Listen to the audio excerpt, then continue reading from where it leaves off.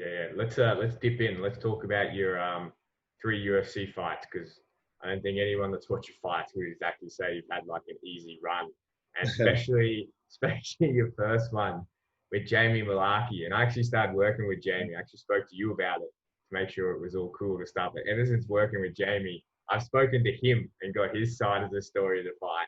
And I kind of want Yeah. to get you both on so you can both talk about because it's funny. As good as the fighter was, it's so funny hearing you guys talk about Jamie. What's the one thing Jamie said? He's like, Brad hit me so hard with a body shot in that last round, where for a normal man it would knock the wind out of him, but I had all the wind knocked out of me two rounds ago, so I was all good.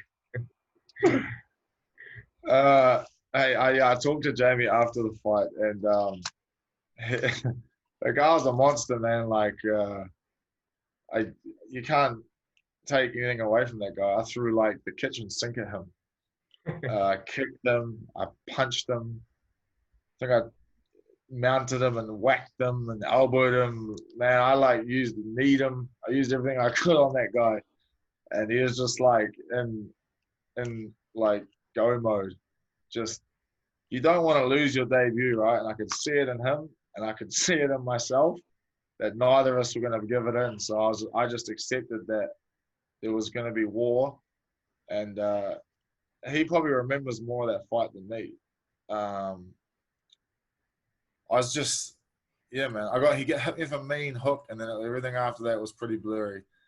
Um, and we had a great weight cut. It was that first time. I was not that didn't affect my fighting at all. I just think it maybe affected my memory. I don't know, but just first time at 155, it was like all very overwhelming going down to that weight, having that huge stadium, and then having like a hell of a war with Jamie. And I remember looking at him like his ear was blown up, he's bleeding, his jaw looked crooked, but I'm actually kind of glad there was nothing wrong with it. Or he talked afterwards and he said it was Yeah, fine. And I was just thinking, man, what is this guy? Like, I've fought a lot of people in my time, and I'd hit them with bigger gloves, and they hadn't gotten up. And I was hitting Jamie with these tiny gloves, man. He just stay in there. And I was like, fuck, this guy ain't going down. I do actually remember a bit like I was on top, just in this like position we called headquarters, just raining shots on him.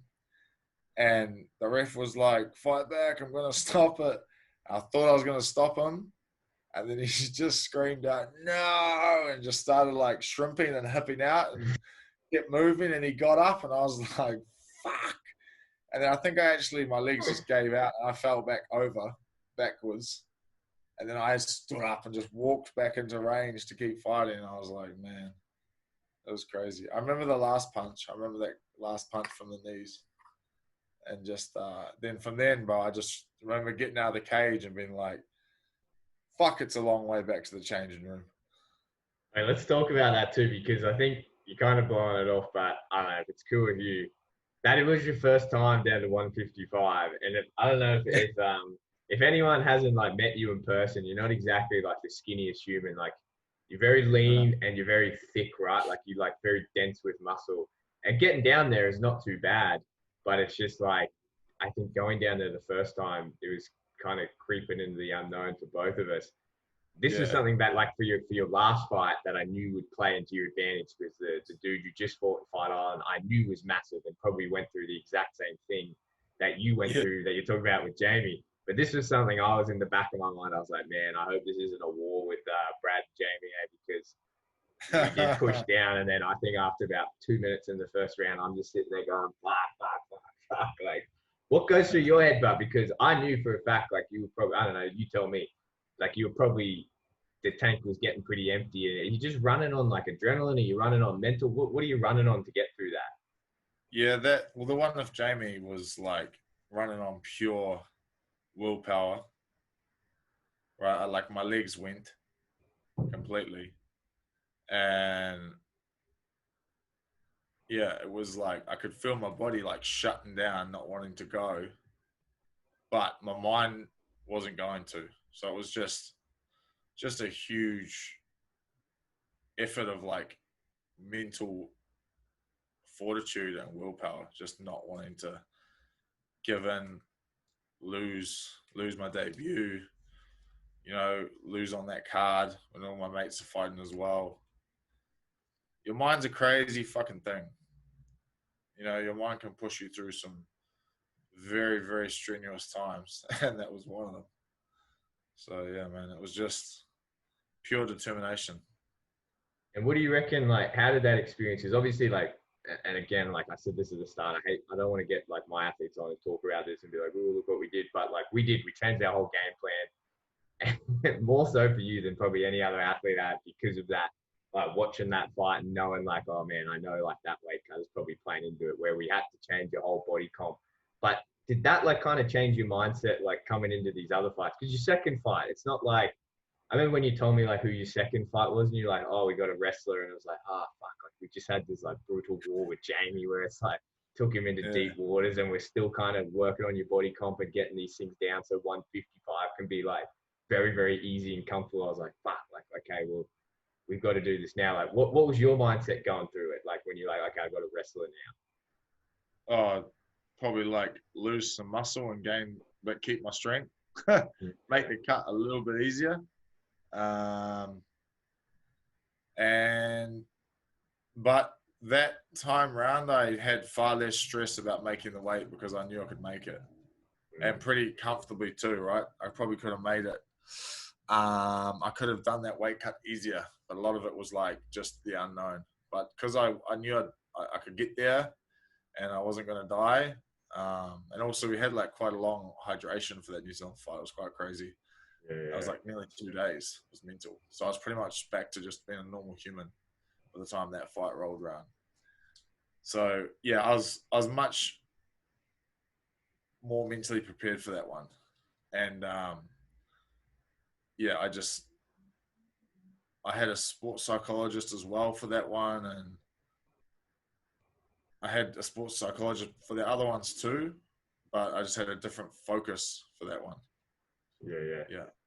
And yeah, man, that went really well. And then this one was like also another little bit different. So the first one was 24 hours rehydration, and then the second one was huge. It was like 40. Yeah, I think it was like 30, 38 or 39 or something, wasn't it? Yeah. And then this one was 32. Yeah. So this one I was interested in to see about the whole leg situation because I knew my legs wouldn't go on the second one because we had so much time. And then this one I was like, oh, I wonder if they'll sort of get tired in this one, but they didn't get tired in this one either. So I think like we're sweet now. We're like the body knows where I fight at now for the rest of my career. Yeah, it's a weird one, like because obviously like nutrition and making weight, like it's just one part of it. You talk about like your breathing, you talk like your mental and like your skills and everything. It's crazy, and I always try to explain this to people who don't like work with like elite level athletes in like, whereas like you're legit, like all these fights, like win or lose, like yeah, if you lose one, you can still always work it back in, but it's so close. Like these, like you're saying, like these guys you're fighting, like they're not throwing you scrubs to go fight, like they're absolute beasts, and you kind of have to think about all this stuff where you're like, okay, fuck, like we can't lose our legs this fight, like this is something we legit, and you're like you have literally like me for your whole camp is like that's the focus, not, and then you've got like Dave, and then you've got like Woody, and you got other Woody, and you got all these guys doing all this stuff for these little 1%ers to get in, like, and it's very, I don't think people quite grasp how much stuff you guys are doing and trying to take care of just for those like little 1%ers. Even like if you're gonna even get it, like do you even get something from those 1%ers? Is that like something you're like consciously like thinking of, or is it just like in your mind, it's just like I've just got to do whatever I have to do to come in at 110? Yeah, the latter. Sometimes I don't want to do shit, but it's not about what you want to do. It's about what you have to do. And if I see that something's going to benefit my fight or my camp or either in any way, I'll just do it no matter how much I hate it. Like, trust me, I don't like wrestling for a goddamn hour and a half on a Wednesday night you know, for like 9 or 10 weeks, in the middle of the week, right? After all the other stuff that you know what we do, but it's a necessity. It has to happen. So you just go, do it, and put 100% in. I think I think the main thing is putting 100% effort in, like whatever you're doing, whether it's your breath work, just blocking out that hour or 45 minutes or whatever that session is, just completely focusing on that is one thing that I've got the hang of in recent times, is like sole focus, like just purpose of that session. Like, why am I there? Quite often before I even while I walk into whatever I'm doing, I'll ask myself, why am I there? And run over it in my head a little bit before I start, just to make sure I'm blocking any other bullshit that's going on outside. Yeah. I think it's like a good example, especially for like the guys listening, because we have like a lot of young athletes, sort of coaches that listen to the podcast. And I talk to heaps of people about it. I'm always like, Brad's such a good example, because that first fight with Jamie, like for lack of a better term, it was pretty fucked for a lot of reasons, especially like even on my end, because there was an unknown.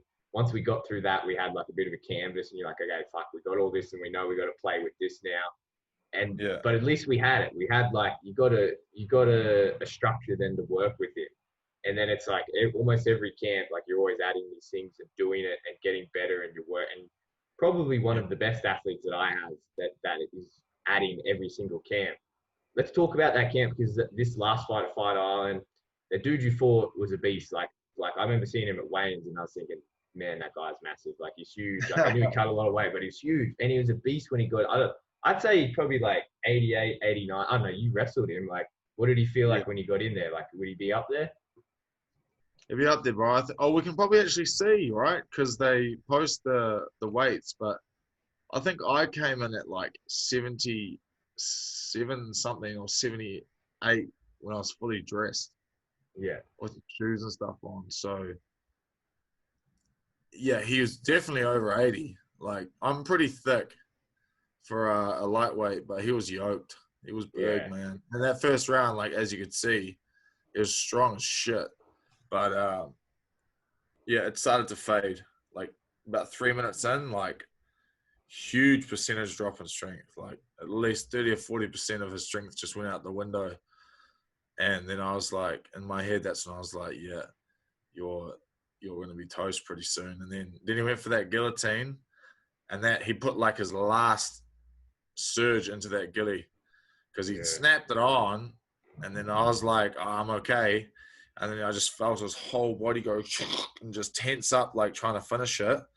And that's when I was like, oh, fuck, and just dived, to get out of it. And, but then after that, I was like, yeah, no, and I looked over, and like I was fine. Like I wasn't even tired, and I looked at him, and he was gassed, and I was like, okay, she's downhill from here. Yeah. How'd you feel? Do you think, like, in comparing it to that fight that you had with Jamie, and again, I'm banging on about it because I want to get a point across to everyone. How much of an effect do you think doing all this stuff, like not just nutrition, like the breath work, working your strength conditioning with Woody, like doing your recovery, rolling out, working on your body going, yeah. Huge, because with Jamie, not saying, like, even if I did all that stuff for Jamie, like Jamie wasn't going to change. He was still going to be the same, freaky animal that he was. But that camp, I just trained like I always did, right? I trained hard, just like I did for this camp. But I didn't do any of the recovery stuff. I did hot and colds and stuff sometimes.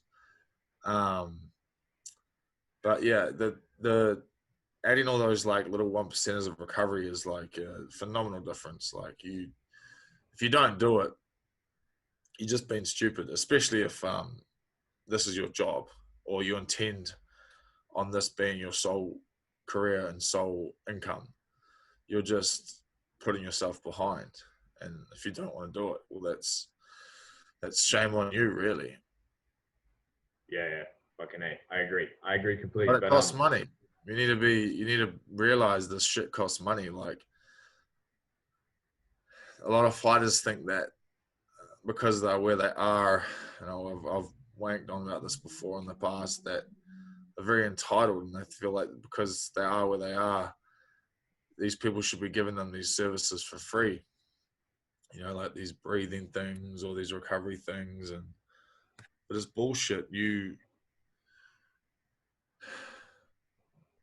If you're willing to fight and get paid to fight, and then go out after fights and spend that money on dumb shit like eating out, buying clothes, you know, stuff like that, but you won't invest back in yourself, right? You'll go buy $100 pair of shoes, but you won't pay someone to do like a $70 massage for an hour, or your breath work might cost $100 for an hour, but you're like, nah, I'm not gonna spend money on that. You just sort your fucking priorities out. Yeah, you gotta realize that the stuff costs money, and you need to be prepared to spend it on yourself, even if it leaves you broke. If it leaves you broke, you might have to work as well, but then that will just test your commitment and determination even more. Yeah, what's that? We always say in business, spend money to make money. Same with you guys, Exactly. Yeah. Quake, last thing that I want to talk to you about before I let you go is just kind of like the whole Fight Island experience. Like obviously, you're in your 14-day isolation. This is not my usual podcast studio where I have my unmade bed in the background and whatnot. But Yeah. 14-day isolation after Fight Island. First thing, that whole Fight Island experience, like, can you just kind of run through it? Because I don't think a lot of people quite understand what it's about. Like, I think a lot of people just flicking it on the TV and be like, oh, cool, there's UFC on this weekend. But it's Yeah. a bit of like to say it's a bit of a mission to make all that happen, especially even for you guys to get there and what you have to do during fight week. That's a bit of an understatement. Can you like talk us through like what was your experience like getting to Fight Island and being there? Well, this fight week is not a fight week. It's a fight month for a start. So by the time we get out of quarantine, it's going to nearly be 5 weeks of being away for this one fight.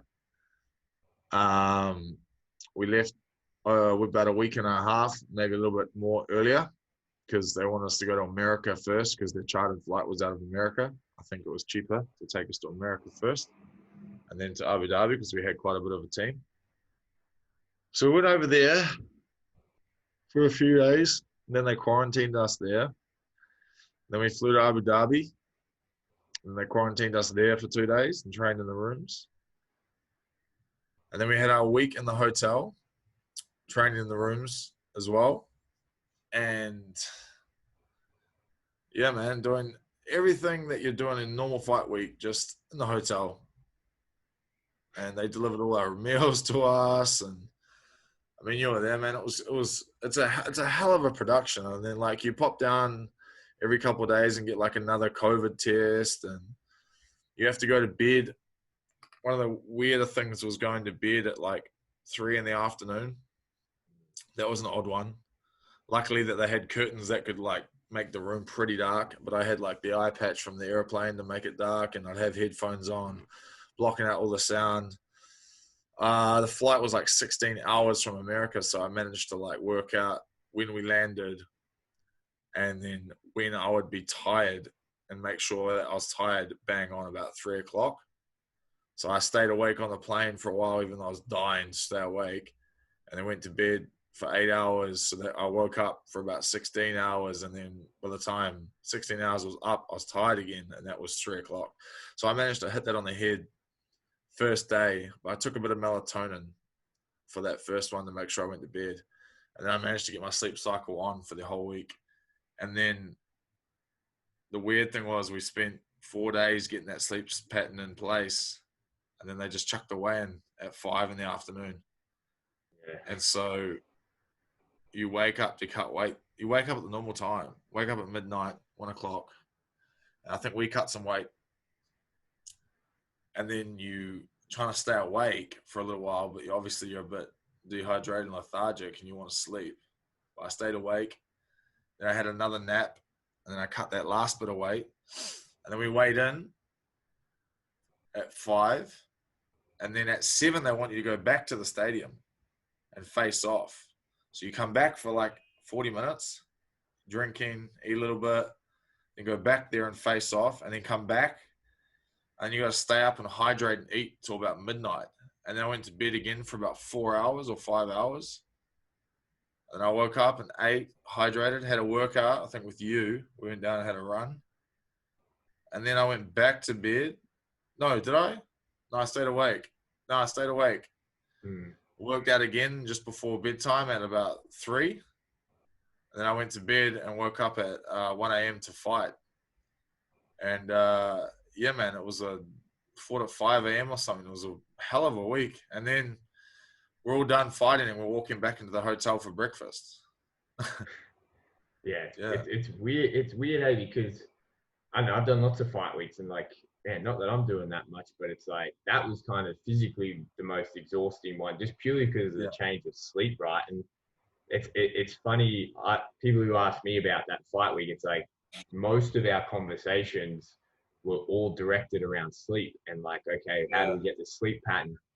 And I guess like a lot of it, and you were there, this is a good question to ask. I guess a lot of it is kind of off the back of when Volk fought last time, right? And he got woken up by USADA, and I don't want to, lack of a better term, like slow to start. And it was like Eugene was very mindful of like, hey, the guys need to be up and they need to be very awake. And I think this card that just went this last weekend, I don't know about you, but I think that a lot of the guys, it was a bit slow starting in that first round. A lot of guys were kind of coming out, but it was right. Like it was a bit of a weird thing. And a lot of the conversation that week was like, okay, well, how do we get this sleep pattern right? How do we do this? And like, we had the weigh-ins, and then media day before, you guys were up late doing it.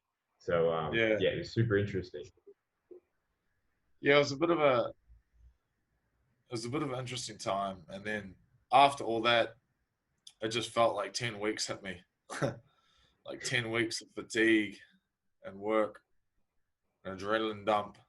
It all just hit me in the afternoon at the airport, and I was wrecked.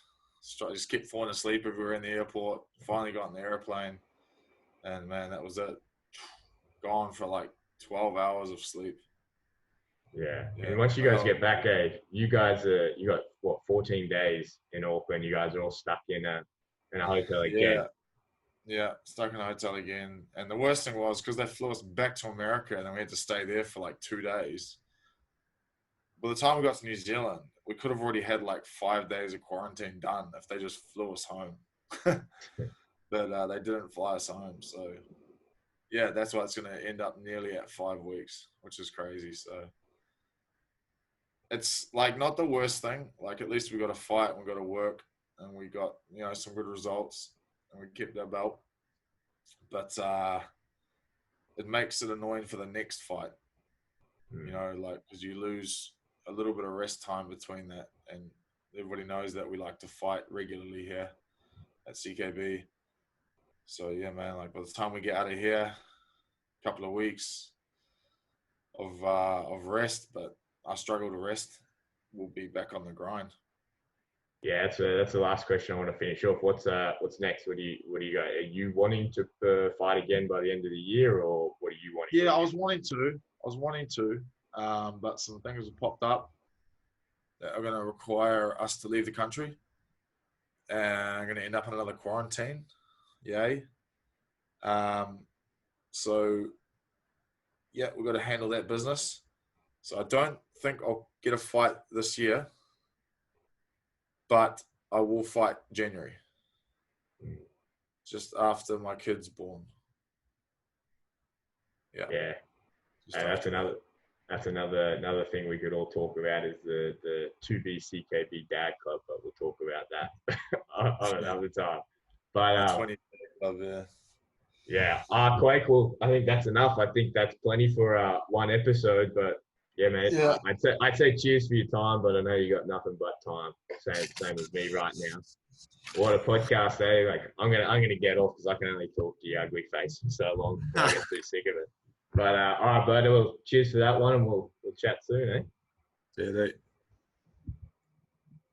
Out of Auckland, New Zealand, by way of Christchurch, New Zealand, Brad Quake Riddell. And the message coming.